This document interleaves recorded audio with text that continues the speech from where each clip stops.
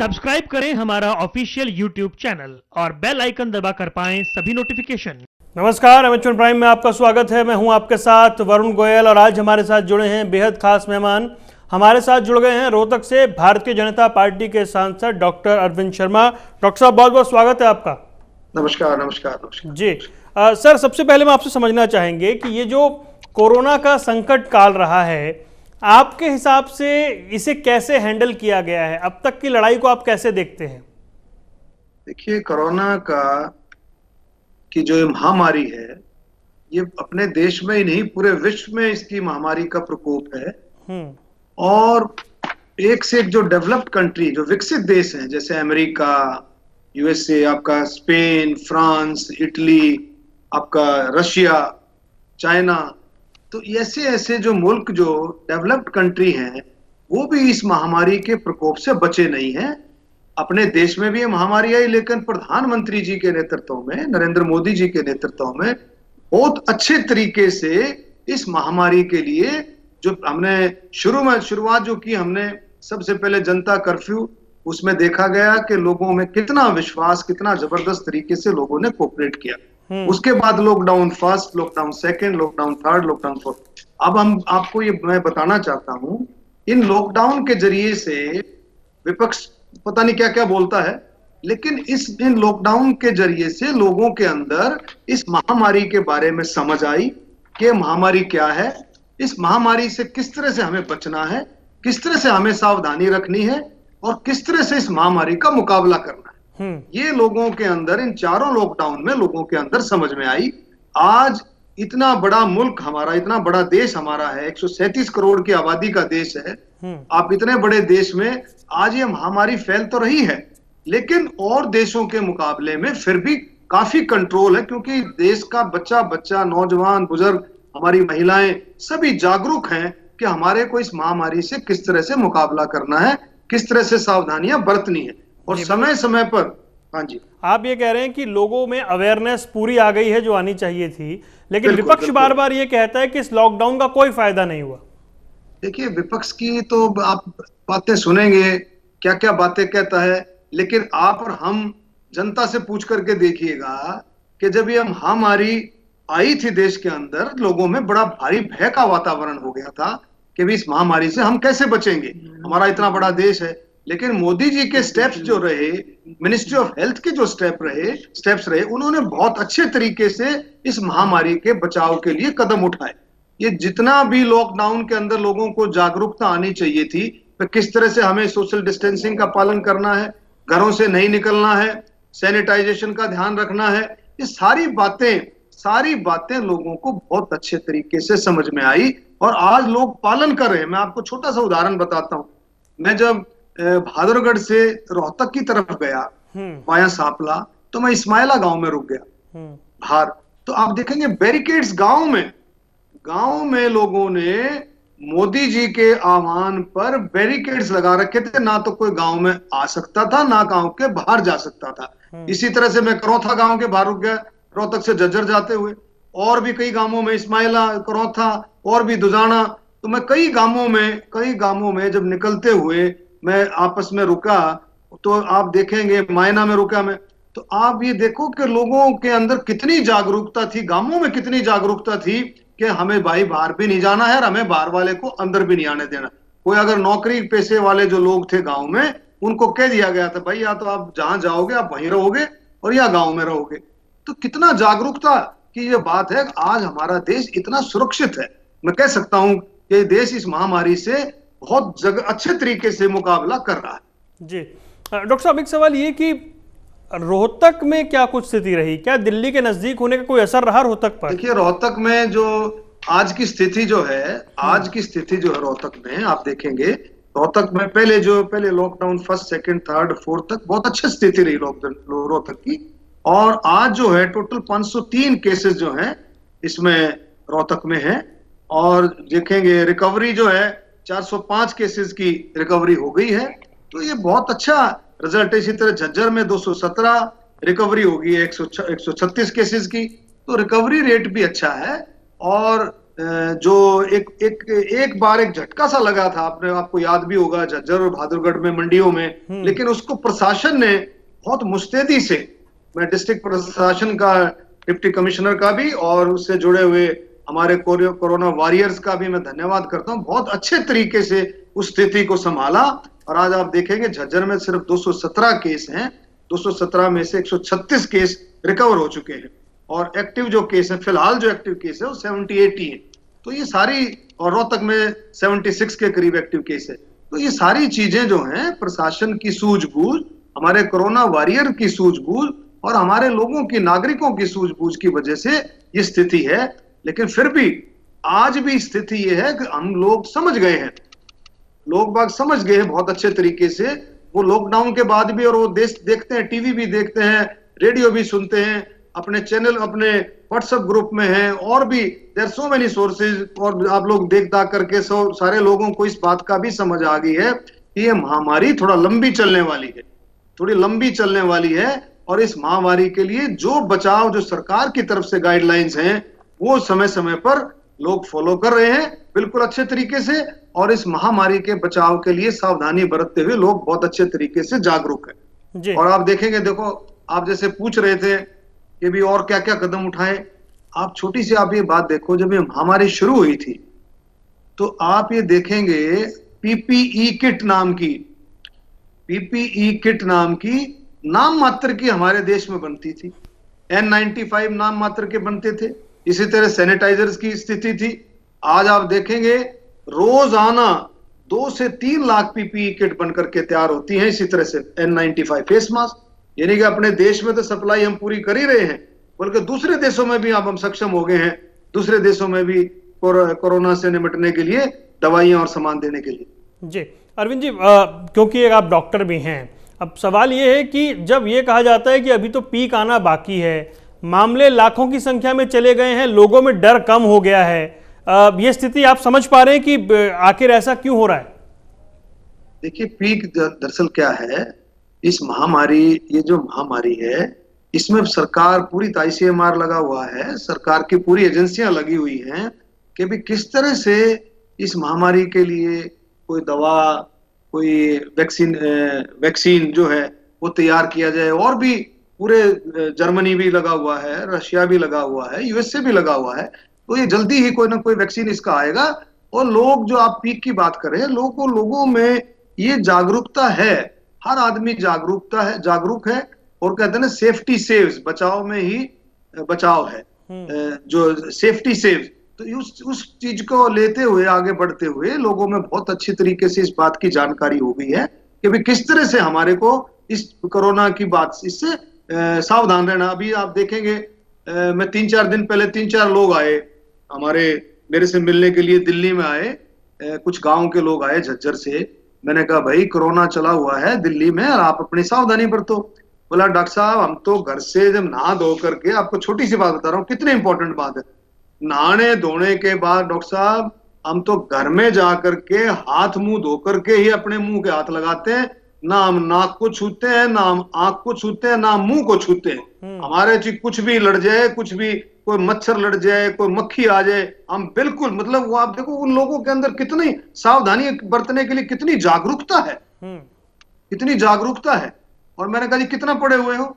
एक ने कहा, जी मैं तो 5वीं क्लास तक स्कूल में गया हूं, दूसरे ने 8वीं तक बताया। 4 लोग थे, मतलब आप देखेंगे कितनी जागरूकता के साथ, बढ़िया तरीके से फेस मास्क लगाया हुआ, परना लगाया हुआ। आप देखेंगे ना, गांव में तो परना यूज करते हैं। जी। और बहुत अच्छे तरीके से, मैं कमाल हो गया भाई। बोला, डॉक्टर साहब, हम हाथ लगाते हैं, कहीं हाथ लग जाए तो हम हाथ धोते हैं, उससे पहले हम कहीं हाथ टच नहीं करते। तो ये बहुत अच्छी समझदारी के साथ, देखो परमात्मा बड़ी ताकत है, लोग लड़ रहे हैं, सरकार बहुत चौकस है।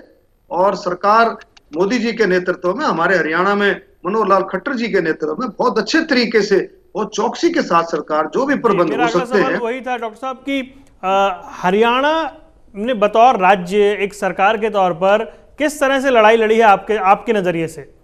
देखिए, हरियाणा सरकार ने तो कमाल कर दिया है। मनोहर लाल खट्टर जी की सरकार ने बड़े अच्छे तरीके से, आप देखो, कोई भी जब सरकार बनती है तो लोगों को ये उम्मीद रहती है कि सरकार मेरे लिए क्या करेगी। हरियाणा किसानों का प्रदेश है, हरियाणा किसानों को बहुत उम्मीद रहती है कि सरकार मेरे लिए क्या करेगी। आप इस कोरोना की महामारी में आप देखेंगे, जब कोरोना की महामारी शुरू हुई तो तुरंत सरसों की फसल जो है आने शुरू हो गई थी मंडियों में। उसके बाद गेहूं की विपक्ष ने कितना बड़ा हंगामा किया था। आप देखेंगे ना, कितनी बड़ी उंगली लगाई थी किसानों को कि अभी इस कोरोना की महामारी में सरकार फेल हो जाएगी और किस तरह से प्रोक्योरमेंट करेगी, किस तरह से किसानों का अनाज लेगी। लेकिन मुख्यमंत्री जी की सूझबूझ से मुख्यमंत्री जी ने इतने बड़े फैसले किए।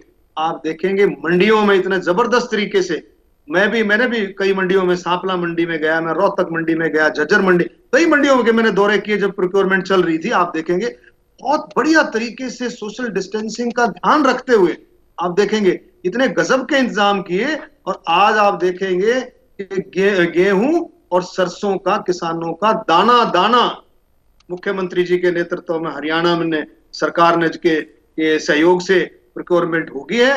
और उनकी पेमेंट भी लगभग उनके खातों में आ गई। और एक और बहुत बड़ी चीज, कितनी बड़ी बात की थी, जब किसान जो मंडी में आएगा तो उसके साथ मजदूर और आपका आड़ती, अगर उसको किसी तरह से कोरोना की महामारी की कोई ऐसी बात हो गई तो 10 लाख रुपए का उसका इंश्योरेंस किया। ये कितनी बड़ी बात।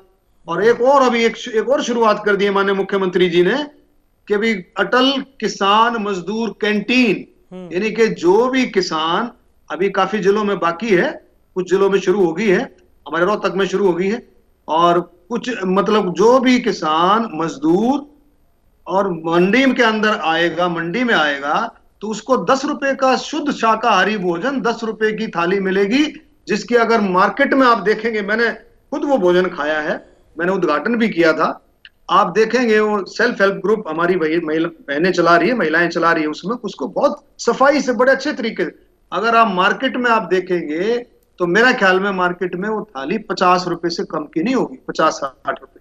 वो 10 रुपए की थाली मिलेगी, 15 रुपए हरियाणा एग्रीकल्चर मार्केटिंग बोर्ड देगा, 10 रुपए किसान से लिए जाएंगे, 25 रुपए आप ये समझ करके सेल्फ हेल्प ग्रुप को 25 रुपए पर थाली मिलेगी। लेकिन भोजन इतना अच्छा, तो बहुत सारी चीजें आप देखेंगे हरियाणा सरकार ने बड़े सारे करे। आप देखो सरकारी कोरोना वॉरियर्स के लिए, क्योंकि ये लड़ाई तो कोरोना वॉरियर्स ने आगे होकर लड़नी थी। कोरोना वॉरियर जिसमें हमारे सरकारी और निजी डॉक्टर्स, 50 लाख रुपए का बीमा हरियाणा सरकार ने किया, माननीय मनोहर लाल खट्टर जी ने। नर्सेज व सुरक्षा कर्मचारियों के लिए 30 लाख का बीमा किया, आपके पैरामेडिकल स्टाफ के लिए 20 लाख का किया, 4th क्लास के लिए आंगनवाड़ी है, आशा वर्कर है, सफाई कर्मचारी है, 10 लाख रुपए का। और एक और बात बड़ी करी मुख्यमंत्री जी ने, हमने भी ये बात रखी थी मुख्यमंत्री जी के सामने कि पत्रकार भाइयों का भी 10 लाख रुपए का बीमा पत्रकार भाइयों का भी किया। तो बहुत सारी चीजें जो है समय समय पर ये हुई है और पूरा ध्यान रखते हुए बहुत अच्छा। और अभी एक और स्टेप भी उठाया है मुख्यमंत्री जी ने कि नौजवान साथियों के लिए, जो हमारे कॉलेज के, यूनिवर्सिटी के, पॉलिटेक्निक के, इंजीनियरिंग कॉलेज के जो छात्र हैं, आप देखेंगे उनके लिए कर दिया कि विदाउट एग्जाम उनकी प्रमोशन हो जाएगी, नेक्स्ट सेमेस्टर में चले जाएंगे वो। ये मुख्यमंत्री जी का सब वाइस चांसलरों के साथ बैठ करके फैसला हुआ है। ये इतना अच्छा फैसला हुआ क्योंकि अभी हालात ऐसे अभी है नहीं कि अभी किसी तरह से ये सारी बातें रखी जाए। तो ये मैं कह सकता हूँ कि बहुत अच्छे कई बातें और भी बहुत अच्छी करी है। जो अब देखो मनरेगा की जो राशि बढ़ा करके 182 से 202 रुपए करी है। नहीं, लेकिन डॉक्टर साहब एक सवाल ये है कि आप तो कह रहे हैं कि ठीक है किसान का एक दाना खरीदा गया, विपक्ष कह रहा है चने की खरीद नहीं हुई, विपक्ष ये कह रहा है कि धान की बुआई पर सरकार ने मनमानी की है, सरकार को घेरा भी तो जा रहा है बार बार सरकार। नहीं, ऐसा है, देखो विपक्ष का काम मैं क्या कह रहा हूँ, विपक्ष का काम तो ये तिनके तोड़ने का होता है। नहीं समझे, वो कोई काम अच्छा कर ले उसको समझ में आता ही नहीं, विपक्ष को समझ में नहीं आएगा। विपक्ष तो ऐसे ही शोर मचाता है, लेकिन आप किसानों से पूछो ना, किसान का एक एक दाना, सरसों का, गेहूं का एक एक दाना सरकार ने उठवाया है और उसकी पेमेंट भी, जिसका अनाज प्रोक्योर हो गया, जिसका अनाज सरकार ने उठा लिया है, उसकी पेमेंट भी उसके खाते में चली गई। रही बात जो है जीरी की फसल की, आप देखेंगे सरकार का जो नारा है कि पानी बचाने का, जो सरकार का नारा है, सरकार का जो नारा पानी बचाने का, कितनी बड़ी बात है। और सरकार ने उसके लिए इंसेंटिव दिया। ऐसे नहीं है कि जो जीरी की फसल नहीं बोएगा, जो पहले जीरी की फसल बोता था, उसको 7,000 रुपए पर एकड़, 7,000 रुपए पर एकड़ उसको दिया जाएगा, 7,000 रुपए पर एकड़ उसको दिया जाएगा जो जीरी की फसल। मेरे ख्याल 6 लाख किसानों ने उसका फायदा उठाया। आप कह रहे हो किसान नाराज है? 6 लाख किसानों ने, नहीं, विपक्ष की, मैं बता रहा हूँ ना, प्रैक्टिकल बात बता रहा हूँ मैं बिल्कुल कोई कागजी बात नहीं बता रहा हूँ।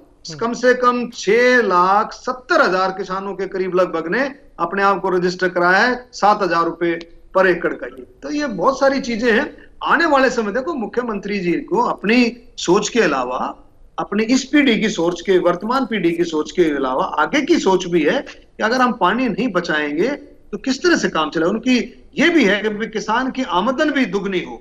उसी चीज में, स्टेप में आप कदम उठा रहे हैं कि किसान की आमदन भी दुगनी हो और इस तरह की फसल जो है आगे लगाई जाए, बोई जाए कि किसान की आमदन भी बढ़े और पानी की बचत भी। ये सारी चीजें जो है हरियाणा सरकार जो है बहुत अच्छे तरीके से मेरा पानी मेरी विरासत के नाम से योजना दी है और अच्छा काम किया है। अब जो पीछे जो ट्यूबवेल्स के कनेक्शन जो है बंद थे, मुख्यमंत्री जी ने वो चालू कर दिए। धड़ाधड़ किसानों को ट्यूबवेल के कनेक्शन मिल रहे हैं, नए कनेक्शन ले रहे हैं फटाफट करके जी। तो बहुत सारी बातें हैं, ऐसी नहीं है जी। तो मुख्यमंत्री जी के नेतृत्व में किसानों को, किसान देखो सुनो, जब सरकार बनती है तो किसान को भी उम्मीद रहती है, खेती और मजदूर को भी उम्मीद रहती है, गरीब को भी रहती है, दलित को, बैकवर्ड को, नौजवान को, कर्मचारियों को, व्यापारियों को, छोटे व्यापारियों को। अब छोटे व्यापारियों को आप देखिए, केंद्र सरकार ने 3 लाख करोड़ रुपए का पैकेज, 20 लाख करोड़ में 3 लाख करोड़ रुपए का पैकेज छोटे व्यापारियों के लिए, दुकानदारों के लिए, रेडी वालों के लिए, आपके छोटे उद्योगपतियों सर उसी पर तो विपक्ष ने पूछा कि 20 लाख करोड़ में हाथ में क्या आया? ये सब गिमिक है, डायरेक्ट हाथ में किसी के पैसा नहीं मिला। जिनकी दुकानें बंद हैं, रेडी पटरी वाले सब परेशान हैं, मजदूर पलायन कर गया, तस्वीरें सबने देखी, लेकिन विपक्ष ने कहा कि हाथ में 1 रुपया नहीं आया। देखो मजदूर पलायन जो किया है, अब आप पूछे हरियाणा सरकार के पास कितने लाख मजदूरों की अब रिक्वेस्ट आई है कि हमें वापस बुला लो। कितने लाख मजदूरों की दोबारा से रिक्वेस्ट आई है उनकी ऑनलाइन के भी, हमारे को वापस बुलाओ। तो ऐसा नहीं हो मजदूरों का, मैं बता रहा हूं, मैं पहले भी मैंने कहा है, मजदूरों का अप्रैल मई जून में ये सीजन होता है, अपने घर जाते हैं वो जाते हैं, अपने घर जाते हैं, अपने भाई बंधु बहन भाई माता पिता उनको संभालते हैं, अपने घर पे थोड़ा सा अपने घर को भी संभालते हैं, रिश्तेदारों से के पास मिलते बैठते हैं। ये सीजन होता है अप्रैल मई जून में वो जाते हैं। लेकिन अब थोड़ा सा कोरोना की वजह से थोड़ा सा ये हो गया कि भाई जल्दीबाजी होगी, एकदम सब कुछ निकल गया। लेकिन सरकार ने बड़े अच्छे तरीके से उसको टैकल किया, ऐसी बात नहीं है। लेकिन संख्या ज्यादा थी, अच्छी तरह से जो भी हो सका सरकार ने अच्छे उसके इंतजाम किए। नहीं तो हम क्या ये माने कि सर इस पैकेज का फायदा मतलब दूरगामी परिणाम होंगे? पूरे दूरगामी परिणाम। आप ये देखो ना, आप मोदी जी ने जो आत्मनिर्भर भारत के लिए जो सिस्टम बनाया है कि आत्मनिर्भर भारत, ये कोई छोटी बात थोड़ी, ये कुछ सोच है। देखो ना आप, भारत आत्मनिर्भर है, लेकिन हमें इसको और अच्छे तरीके से समझना है। अब ये देखो, अब ये आप मानते हो इस बात को, हाइड्रोक्सिल क्लोरोक्विनिन आज यूएसए ने हमारे से मांगी, स्पेन ने हमारे से मांगी, इटली ने हमारे से मांगी, दी हमने खूब दबा करके जो उसको हमने एक्सपोर्ट किया। तो ये चीजें जो समझी हैं, आज पीपीई किट, आज सैनिटाइजर, आज N95 मास्क और भी कोरोना से जुड़ी हुई जो है जितने भी आपके एसेसरीज हैं वो जाती हैं। दूसरा, अगर इन बातों को समझ करके मोदी जी ने एक आह्वान किया था कि भी हमारे देश में क्यों नहीं बन सकती ये पीपीई किट, उस एक आह्वान पर छोटे बड़े उद्योगपतियों ने इतना कमाल करके दिखा दिया। आप देखेंगे तो ये आप थोड़ा सा समय दें, आप देखेंगे आने वाले समय में देश इतने जबरदस्त तरीके से आत्मनिर्भर होगा। और ये समय भी है, अब ये समय भी है कि जो है देश को पूरे तरीके से आत्मनिर्भर करने का। हम ब्रांडेड आइटमों में ना जाएं, हमारी अपील है लोगों से बार बार कि ब्रांडेड आइटम में ना जा करके, कुछ आइटम तो आप भी और हम भी समझते हैं, कुछ आइटम तो ऐसे होते हैं कि यूएसए में हमारे देश से जाते हैं, वहां वो यूएसए का टैग लग करके हमारे देश में उल्टे आते हैं। तो ये चीजें हमारे को समझनी होंगी कि हमारे देश के अंदर किसी चीज की कमी नहीं है। सुई से लेकर के हवाई जहाज तक अपने देश में बहुत अच्छे तरीके से बन करके तैयार हो सकता है। आज देश का हर नागरिक इस चीज के लिए तैयार है। वोकल फॉर लोकल ये प्रधानमंत्री जी का नारा है और इसको हम सब मिलकर के इसको कामयाब करेंगे। आने वाले समय में आप देखेंगे भारत देश पूर्ण तरीके से पूर्णतः आत्मनिर्भर होगा और देशों में बहुत सारी चीजें ऐसी निकल करके आएंगे तो दूसरे देशों में उसका एक्सपोर्ट होगा और मुद्रा भंडार आपका बढ़ेगा। जी नहीं, लेकिन डॉक्टर साहब क्या आपको भी ये लग रहा है कि अचानक से चौतरफा संकट आ गया, चाहे वो चक्रवात हो, कोरोना हो, अब चीन को लेकर के जिस तरह की परिस्थितियां बनी, जिस तरह की चिंताएं पैदा हुई, शायद ये वक्त थोड़ा सा ऐसा चल रहा है कि चीजें हर तरफ से जो हैं इस तरह की देखने को मिली? देखो ऐसा है, वक्त तो अच्छा चलता है, बीच का चलता है, खराब, ये सब नेचुरल है, ये तो प्राकृतिक चीजें होती हैं। अब अर्थ की आप जब बात करते हैं, ये तो नेचुरल है, इस पर किसी का जोर थोड़ी है। अब कोरोना के ऊपर क्या करें, कोरोना वायरस है तो वायरस है, वायरल है, तो इसमें किसका जोर है, ये तो नेचुरल है। अब ये जब नेचुरल चीज जब आएगी तो उसी हिसाब से हो जाएगी। लेकिन हमारा काम नेचुरल नहीं है ना। नहीं, दूसरी चीज हो, चाइना जो कर रहा है, चाइना को उसका खामियाजा भुगता है, उसने खामियाजा भुगता है। आपको मैं फिर बताता हूं कि चीन ने हमारे 20 नौजवानों को शहीद किया, हमारे शहीद हुए हमारे सैनिक, लेकिन चीन को उसका खामियाजा भुगतना पड़ा। बिहार रेजिमेंट के हमारे जवानों ने, बहादुर जवानों ने, मैं कहता हूं, हमारे, मैं गारंटी से कहता हूं, दुगनी नहीं लगभग तिगनी कैजुअल्टियां की होंगी चाइना की। और आगे भी चाइना को ये ध्यान रख ले, 137 करोड़ का देश मोदी जी के साथ कंधे से कंधा मिला करके खड़ा है, और चाइना को इस बात का भी ध्यान रखना चाहिए। राहुल गांधी लगातार क्या कह रहे हैं चीन के मसले पर? मैं कहने लग रहा, विपक्ष का क्या काम है? विपक्ष का काम कोई चीजें है नहीं। अब वो कह रहे भाई प्रधानमंत्री मनमोहन सिंह जी की सुनो, मनमोहन सिंह जी की बात को सुनना चाहिए। अब हमारे साथियों ने क्या कहा, अरे भाई मनमोहन सिंह, जब आप मनमोहन सिंह जी प्रधानमंत्री थे, जब खुद मनमोहन सिंह जी प्रधानमंत्री थे, तो आप मनमोहन सिंह जी की सुनते थे? पूछिए ना उनसे, आप मनमोहन सिंह जी सुनते थे? पार्लियामेंट के अंदर मैं I was sitting there in the parliament, मैं उस समय पार्लियामेंट में था।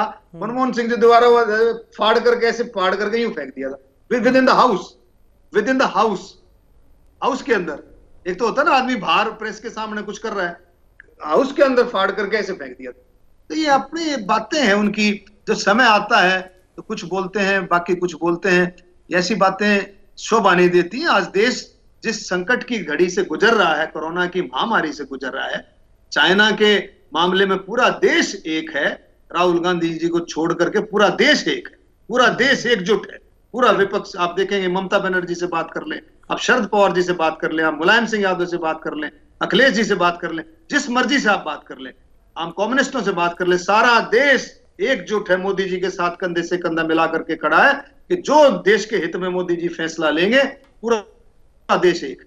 चलिए सर, अंत में बिल्कुल रोहतक की और प्रदेश की जनता जो आपको सुन रही है, क्या मैसेज देना चाहेंगे?